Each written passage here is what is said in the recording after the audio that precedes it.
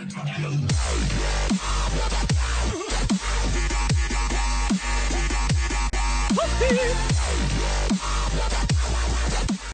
guys, today we're going to be cleaning some old SEGA carts, NES carts, Super NES carts. And this is the proper way. As you guys can see, I have some sticker marks here. I'm going to get those off. I'm going to clean actual contacts so you don't need to blow on them. Then after, we're going to part a NES system. We're going to disable the chip so it can play pirated and European games. And then I'm going to show you guys if you have the blinking problem, which is actually a common problem with the Nintendo Entertainment System. I'm going to show you guys how you fix that. I'm going to show you guys how to see and distinguish the difference between counterfeit and real games. Okay, so first of all, I'm going to start off by cleaning the actual cartridges. As you can see, I don't know if the camera is showing it well, but there's some sticky marks. So you just want to take some alcohol swabs. I actually bought these from Dollarama. It has to be 70% isopropyl alcohol. Make sure it's not rubbing alcohol because it can damage the labels. So you just want to rub. Use a little bit of force. And kind of use your nail to wipe it out. Okay. There we go, it's coming off. Okay. You don't want to actually get it on the label itself, or else the sticker is going to like peel off. You just want to get it on the sides. Okay, we're going to let that rest on the side. I'll move on to another cartridge. It's actually really important to clean out your games. Never ever blow on your games. I know people like recommend doing that. Don't do it because the humidity and the like temperature of your mouth and the air will go on the contacts and the warmth. And it'll actually ruin the contacts. Basically, the concept of this is alcohol swab. Peel as much as you can with your nails. Don't use like stuff like sandpaper or like really rough things, like rough materials. Just alcohol swab, wipe it down, and you're good to go. Move on, and we're gonna actually open up the games. This is ideal. You have to open it up in order to clean it properly. So, a couple things I'm gonna say. Never use Windex. Okay, you want to use something that has at least 70% isopropyl alcohol on it. Windex has like ammonia, and Windex usually tends to leave behind some, some of like the chemicals on. And eventually, if you put it in, the games won't read. The whole thing you're trying to do here is actually clean it off, not add more stuff to it, right? Okay, how are we gonna open these? These are actually security bits. These are security bits. It's not your original, Phillips head screwdriver. These are security bits. So basically, I kind of researched behind this, and I found out that a long time ago, when you bought video games, you would go to like rental stores, right? And no one would actually buy it because these are actually expensive. They're like $50 a cart to buy it back then. So you'd rent your video games, and what people would do is they would open it up because the really old games would actually use a Phillips head screwdriver. So they open it up, take out the cartridge, and put another like bootleg game. Let's say like a rare game, like I don't know. Let's say like a game like Streets of Rage. They'll take it out and put like a common game inside of it and switch it, right? So when they put the security bits, that problem was actually gone. Okay. So, if you're cleaning out Sega games, you want to use a 4.5 head security bit. 4.5, it looks like that. If you're going for NES, Super NES, other systems, you want to use a 3.8 millimeter. So, you're probably wondering where I got these from. I actually got these off eBay. If you want to get them really fast, I got them in about 4 days. I paid $10 to get them. It's kind of expensive, but, these are really crucial. You have to get these in order to open them. I see people on YouTube showing how to make them to like make some objects to open it. They'll actually damage the plastic around it, and eventually you won't be able to open it without cracking the case. So you can also get these from China. They'll take approximately 22 days to come, but they only cost about $1, and they come together. So 3.8 and 4.5 millimeter screw. I'm gonna go ahead and use a 4.5 millimeter screw. This is just a magnetic screw. Okay, there you go, as you guys can see. There's my game. Okay, you just want to go in, a little bit of force, and I'll get the job done. There we go.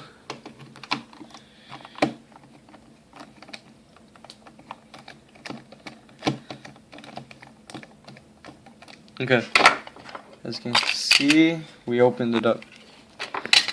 Okay, just want to move that a bit. I'm going to pull out the video game itself, the cartridge. This is actually a PCB cart, okay? There's a couple of things to make sure. Okay, I'm going to zoom into the cart. If you guys can see anything that says SEGA on the actual cart itself, on the cart, most likely you have a real game, you know? Also, if you see on the chips, if you see SEGA Japan, you know you have a real cart. And the way to distinguish if it's a fake cart, if you have a lot of like, if you have a blob chip, or if you have like a lot of these like chips, or that's how you can tell it's a fake cart. But this one looks good. Okay, so you see the contacts? They're actually pretty clean. But then on the bottom of the contacts, if the camera's getting it, yeah, there's some black spots here. And basically, this is what's preventing you from playing the video game. Every time you put it in, these black spots don't really connect with the contacts properly, and therefore won't display the game. So what we're going to do is actually clean it. Okay. What you're going to need is a few things. So first of all, I'm actually going to start off by actually cleaning the cart itself, because there's dust inside it. Once again, just alcohol swab, wipe it down. Make sure you don't lose your security bits. Okay. First thing you're going to do, a little bit of alcohol. Wipe it down. I know it says don't use alcohol on the back of the cart. It literally says don't use alcohol. But this was a long time ago, you know. And, you know, it has, like, alcohol is actually really good because it actually evaporates, right? It doesn't stay behind. So let me quickly wipe it down. And you're just going to use an eraser. I know it sounds funny, but eraser is going to do the job. You know, it's going to get rid of all the dirt. You don't want to use too much force. Never ever use sandpaper. I don't know why people on YouTube say use sandpaper. Sandpaper will scratch the contacts and it's going to be no good. Just an eraser will do. A little bit of rubber rubbing off the dirt. Okay. And make sure you get all of it, you know. Take some time actually doing it. You don't want to rush through these. Usually, as soon as you clean this, you only need to blow on it or clean it out after like about a year. After you clean your games and you're done with your games, if you don't have a case, just put it in a Ziploc bag. Okay, here we go. Then you want to get rid of the erasings. Okay, make sure there's no eraser shavings or like anything on the actual contacts. Make sure it's 100% clean, 100% gone. Look at that, so shiny. No more dirt, no more dust. Okay, now I'm going to show you guys a comparison. As you guys can see that right now. Let's look at the back. Look at the bottom, it's all black. Look at this, shiny. There's a spot right there I missed. I'm just going to go ahead and get that. Yeah, so basically this is what you do. Do this for all your games, for Nintendo, Sega, basically anything will work. Make sure you get both sides. When you put a game in, it reads both of the sides. If you just clean out one side, the other side's still dirty. Okay, so once you're done cleaning all your games, do this for every single game you have. As you guys can see here, I have a shit ton of games. I have a huge duffel bag full of games. Let me just show you. Oh my god, look at this cute puppy. I have a duffel bag full of games. I have games in boxes. I have the original Contron. Oh my god, guys. When I got my hands on these, you know, I have the Metroid. Yeah, so I have a lot of cleaning to do. You just want to move on to your chip, okay? And don't be worried that you can't put it back together. You know, I know it looks simple, but maybe you might be worried like, oh, I don't want to clean it. You know, I can't put it back together. But the thing is, there's no wrong. Like, it's impossible to put it the wrong way because everything fits together. As you can see, it has to go backwards. If you put it like this, see, it won't even fit. It doesn't even let it go in. So you have to put it backwards. Make sure everything's clean. Make sure the contact's clean. And then you want to just put this on. Once again, use your 4.5mm screw. Just want to put this in. NES games. Okay, so same concept. Make sure you clean out these little crevices. Just make sure you clean through all of that. Now I'm going to show you guys how to distinguish a fake NES game. Okay, 4.5, that's only for Sega. You want to use the 3.8mm one. Make sure you don't lose the screws. Okay, put it in. little bit of force. Some of them might actually have 5. The really old games have 5. Okay, let me just show you guys opening that up. And then opening that up.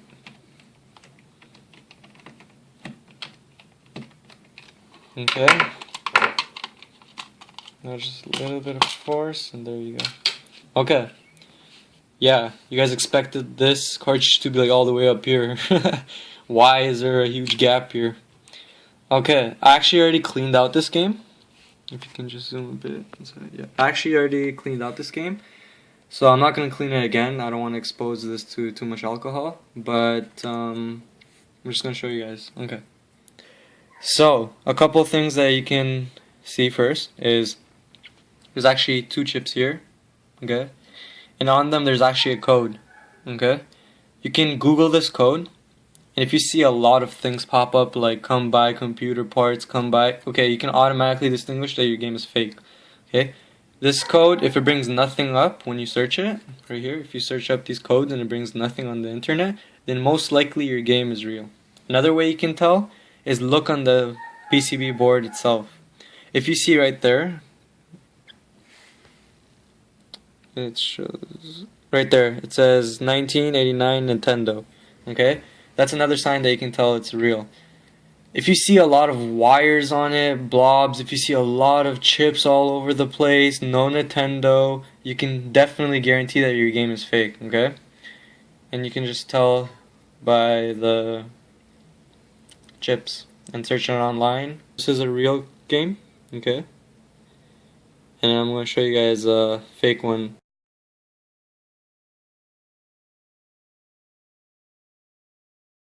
Okay. I'm just gonna put this game back together. Once again, you have to put it facing back, or else it won't even go in. Let's say if I were to do it like this. See, it won't even fit. So the only way you can put it back together is by putting it backwards. You want to put it on top. Okay, like so. You want to hear a nice click. There we go. Clips are in, and you're just gonna close it up. Okay guys, so now we're just gonna disable the lock chip. So if you guys were trying to play like European games or pirated games, the lock chip was actually made to prevent that. And what it does is every time it detects a fake game, it just keeps resetting, and that's what prevents you from playing. Also, sometimes, you know, as time goes and these things get older, you know, eventually the lock chip will glitch and bug, and even though it's not a fake game, it might just keep resetting unless you blow on them.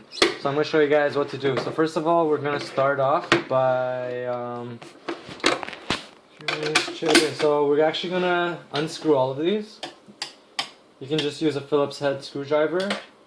And I'm just going to fast forward the video. So we're going to unscrew all of these. It doesn't really matter if you put all your screws in different piles because they're all actually the same screw except 2 of them, which I'm going to point out later in the video.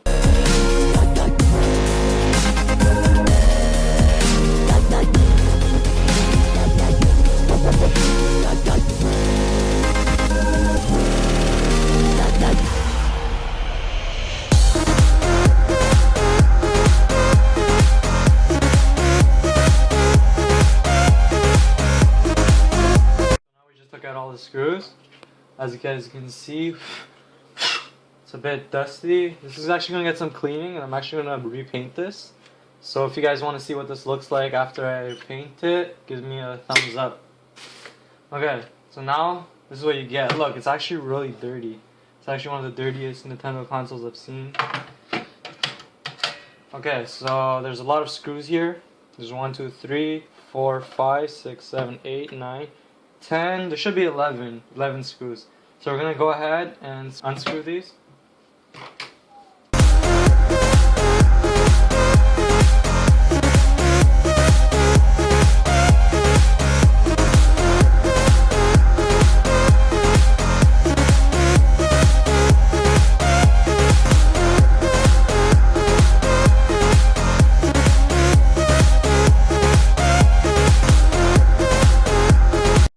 Took off the actual RF modulator. It's a bit dusty in here. Okay, now you want to remove this. So as you can see, there's the screws here. Okay, this screw right here, one. Look, this screw is a bit taller, so make sure you put it in the right place. Just go. See, guys? This screw is longer than these, but the rest of them are the same size. Just make note for these two screws.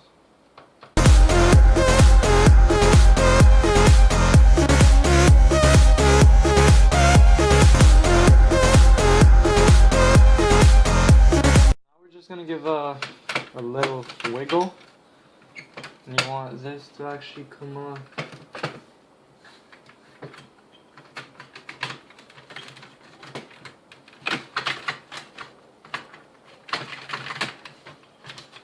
There we go. Okay, so as you can see, still clicks. We're gonna put that aside.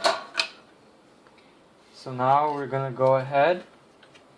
There's two screws left. One's right there, and one's right there.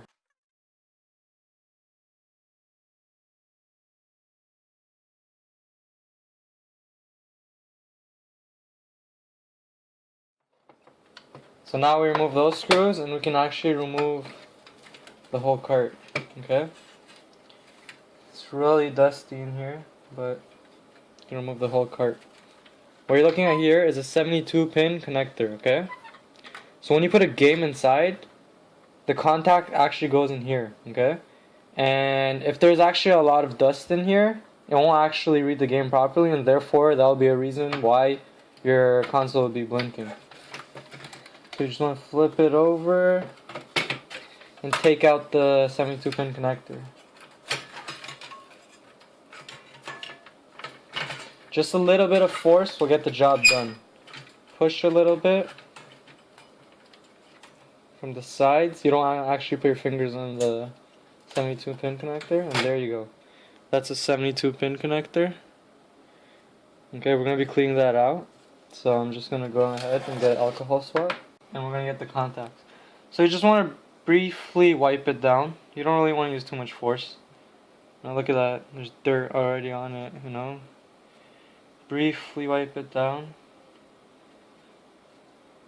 So if you get the blinking problem, this is almost 100% going to fix your problem. If not, we have another step. We're just going to wipe this down. Okay, now you just want to go through the contacts. Make sure you don't get anything in there. Make sure you clean it nicely.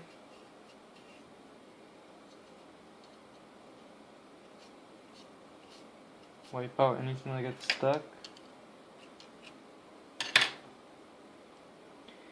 And basically what I'm going to do is just get these contacts washed. So if your 72 pin connector is loose, if you put a cartridge inside and it doesn't go in firmly, what you're going to be doing is you're actually going to put this and boil it. I know it's strange, but if you actually boil this, it'll actually work. And I actually tested it. I had another Nintendo and it did not work at all, you know. It didn't project or display anything. And I actually took this, just put it in some water, wait 10 minutes, let it boil, take it out, dry it, and then install it back, and it'll do the job. Because what will happen is it'll actually heat up the contacts and they'll actually tighten. So if you use alcohol, it doesn't get the job done, boil it for 5 to 10 minutes in just regular water. I'm going to put this aside. Now we're going to go on to pirated and European games. And also, if your blinking problem still does not work and still blinks, I'm going to show you guys what to do. Okay. Pay very close attention. If you cut something wrong here, say goodbye to your system.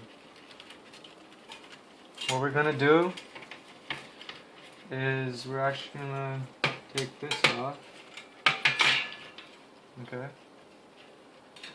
You want to pull this out. There you go. 1. And then you want to pull this out. 2. And then last one. 3. Okay? Now we should just have the actual hardware. Okay. Bit dirty once again. Just, you know, wipe it down with the alcohol swab. Just wipe it down a little bit. clean the actual contacts that the 72 pin connector goes on. Make sure you clean both sides. It's alcohol. So what we're gonna do, flip the board. Make sure it's facing your way, and the way you know is that this should be pointing to you. This modulator right here should be pointing towards you. Okay, now pay very close attention. Do you see this chip right here? It says on it R193A, okay? R193A. This chip right here. This is what we want, okay? Don't touch this chip, this chip, this chip. Don't even like focus on any of these chips. Just this one right here. R193A. It says Nintendo on it, 1986. Okay? This one right here, the way you know is that the contact should be pointing towards you, and the modulator not like this, not like this, like this. Okay? Now, pull the batteries down a little bit. You don't want to put too much force. Just a little bit to get out of your way. 1, 2, 3, 4. And this one is the one we want, okay? So 1, 2, 3, 4. Right there. This is what we want. If you actually break this pin, this will let you play European and counterfeit games and stop the blinking problem. If you cut any other pin by accident, this will glitch your game up, screw everything up. Make sure you do it properly. Okay, what I'm just going to use is a flathead screwdriver. And I'm just going to try and get it a bit bent. Okay.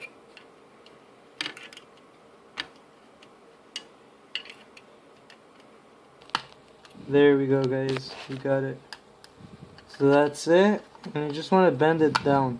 You don't want to fully snip it. If you do, it's okay. But the whole point here is you just want to bend it down. In case you break a wrong one. See the fourth one. 1, 2, 3, 4. Right there, the fourth one. In case you break a wrong one, don't snip the whole thing so you can put it back and solder it. But this is pretty much done now.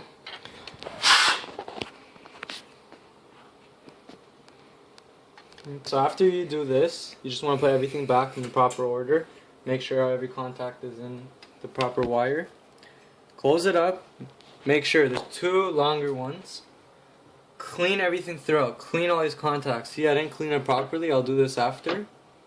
You just want to clean all the contacts properly, both sides. Wipe it down, you know, make it nice. Use Q-tips, a toothbrush. Together now, I'm just going to show you guys the final result. So, stay tuned. Alright, sweet. I just fixed the busted NES. Alright guys, if you guys have any questions, please let me know. And as always, stay blessed.